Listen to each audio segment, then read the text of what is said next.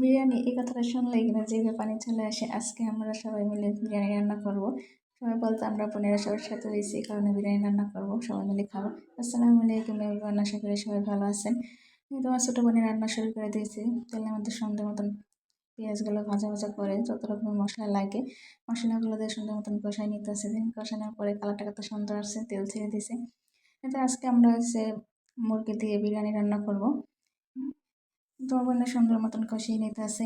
আমার হাতের রান্না বরাবরই ভালো লাগে, খেতে পছন্দ করি। আমি কয়েকটা ভিডিওতে বলছি যে রান্নাটা নিক না কেন সুন্দর মতন কমপ্লিট করে আমি কখনো বলতে পারবো না যে কখনো বিরিয়ানি রান্না করছি। বা আমাদের বাসায় বা শ্বশুর বাসায় কোনো বাসায় এখনো ট্রাই করি নাকি বিরিয়ানি রান্না। তো মাংসটা রান্না হওয়ার পরে এক সাইডে আমার বোনের রেখে দিছে। এখন পোলাওর যে চালটা ওটা রান্না করতেছে।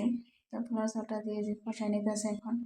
এখানে কালারটা কত সুন্দর লাগে না, যখন চালটা দেওয়ার আগে যে কালারটা আসছিল কত সুন্দর লাগছিল। তো পরিমাণ মতো পানিটা দেওয়ার পরে চালটা যখন আধা সিদ্ধ হয়েছে তখন কষানো মাংসটা চালের মধ্যে দিয়ে নেড়ে চেড়ে নিতে আসে, সুন্দর মতো মিশিয়ে নিতে আসে। প্রায় কমপ্লিট শেষের দিকে। এখনই কালারটা কত সুন্দর লাগতেছে। কে কে বিরিয়ানি পছন্দ করেন কমেন্ট করে অবশ্যই বলবেন। আর আমরা বোনেরা সব একসাথে হলে অনেক মজা করে এনজয় করে এখন সবাই মিলে খাবো। আল্লাহ হাফেজ, ভালো থাকবেন।